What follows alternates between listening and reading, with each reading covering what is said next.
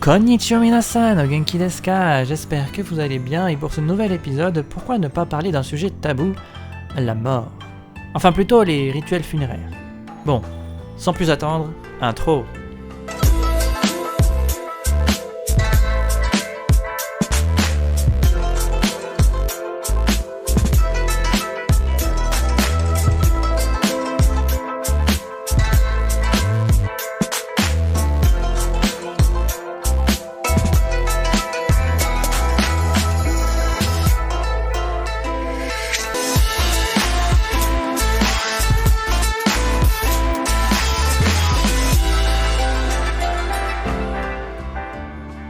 Bien que les mariages et autres cérémonies passent par des rites shinto, pour ce qui est des cérémonies d'enterrement, c'est aux bouddhistes qu'on délègue cette tâche. Cette piété à l'égard des esprits défunts a fortement été marquée par la tradition confucéenne, qui définissait le culte des morts comme une obligation filiale. Aujourd'hui, en effet, les lois japonaises imposent le recours à la crémation des personnes décédées, et on comprendra tout de suite pourquoi, le Japon étant un groupement de plus ou moins petits îlots, sans vraiment de place pour de grands cimetières. Selon certains préceptes bouddhistes, les cérémonies ont lieu le 7e jour après la mort du défunt, puis le 35e, puis le 49e jour. Ce dernier marquant la fin du deuil et le réel enterrement dans la tombe familiale. En ce qui concerne cette cérémonie en plusieurs jours, les obsèques japonaises obéissent à une procédure très ritualisée. Juste après la mort, les proches procèdent au Matsugo no Mizu, c'est-à-dire l'eau du dernier moment, où ils humidifient les lèvres du mort avec l'espoir qu'il puisse un jour se réincarner. Ensuite, ils disposent à côté du défunt une table avec des fleurs, de l'encens et des bougies qu'on appelle le Makura Kazari, ou tout simplement décoration d'oreiller. Simplement attention, uniquement durant la cérémonie de l'oreiller, on disposera les baguettes debout et droites dans un bol de riz proche du défunt pour montrer ainsi son deuil. Donc, lorsque vous mangerez avec des baguettes, ne les plantez surtout pas droites dans la nourriture du bol. En effet, on les présente droites dans un bol près d'un mort ou devant un autel, que ce soit Kamidana ou Butsudan, seulement en tant qu'offrande spirituelle pour que l'esprit ou les esprits puissent manger plus facilement le bol de riz. Ces deux rituels, l'eau du dernier moment et la décoration d'oreiller, se déroulent durant la veillée funèbre de l'Otsuya, où les proches du défunt se réunissent pour le consoler et se consoler avant de devoir le laisser partir. Puis est placé dans la main du mort le Juzu, le chapelet bouddhiste composé de 108 perles, représentant les 108 karmas dont l'âme du défunt devra se séparer pour atteindre le nirvana. Parfois, la famille disposera un couteau sur la poitrine du défunt pour éloigner les mauvais esprits, et les proches pourront aussi déposer auprès de celui-ci un sac rempli d'argent appelé Okoden, afin que l'âme du défunt puisse traverser le Sanzu-no-kawa ou fleuve de la mort. Sorte de purgatoire ou de Styx en somme, situé entre le monde des vivants et celui des morts bien sûr.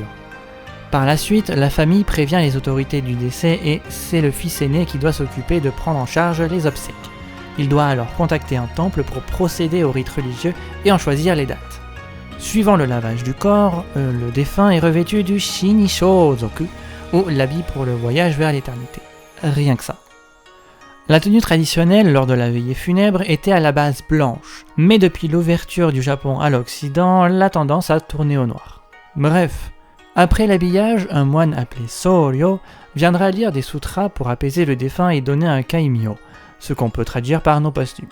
La cérémonie terminée, les personnes ayant participé à l'Otsuya s'aspergeront de sel purificateur appelé Kiyome Shio avant de rentrer chez eux pour conjurer le potentiel mauvais sort. Je ne pense pas devoir vous faire un dessin en ce qui concerne la crémation, mais parlons plutôt de l'après. En effet, ce qui est intéressant à dire après la crémation, c'est qu'on place les os et les cendres dans une urne grâce à des baguettes en commençant par les pieds pour que le mort n'ait pas la tête en bas, si je puis dire. Ensuite, pendant 49 jours, cette urne est placée dans l'autel de la maison familiale, le Butsudan qui est l'autel bouddhique, et seulement après amenée dans le caveau familial, aussi nommé le Haka. Dans le cimetière, la tombe a de graver sur l'un des côtés le nom du propriétaire, c'est-à-dire le nom de la famille. Sur sa face, seulement les prénoms des défunts et sur l'autre côté ou derrière la tombe sont attachées des pièces de bois fines, appelées sotoba, où sont inscrits sur chacune le kaimyo de chaque défunt. Traditionnellement, les tombes japonaises sont aussi marquées du sceau ou de l'emblème de la famille, appelé kamon. A l'instar des armoiries utilisées jadis en Europe, les familles japonaises ont chacune une marque les représentant, leur venant de leurs ancêtres, souvent de familles guerrières. Mais on pourrait aussi parler de romantisme au sein des cimetières. Et oui, car sur certains monuments, on peut constater des caractères peints en rouge. Ce sont les noms des personnes mariées décédées, laissant un époux ou une épouse derrière eux. Le nom du conjoint est alors gravé sur la pierre et peint en rouge, pratique dénotant une volonté du conjoint survivant de retrouver l'autre dans la tombe l'heure venue. Conclusion, les Japonais ont des rapports très étroits avec la mort et le deuil. On pourrait même dire que c'est un tabou de parler de son travail lorsqu'on est dans cette branche de métier qu'est le funéraire. D'ailleurs, je vous conseille vivement le film japonais Departure qui montre comment se déroule une cérémonie funéraire en détail et qui parle justement de ces tabous. Bref, il y a tellement de choses à dire sur la mort au Japon, comme par exemple la vision que les Japonais peuvent en avoir dans les films d'horreur ou encore dans la culture elle-même. Mais pour le moment, je m'arrête là, car ce sont d'autres histoires passionnantes que je vous réserve pour d'autres épisodes. Voilà, cet épisode est déjà terminé, j'espère qu'il vous aura plu et vous en aura appris plus.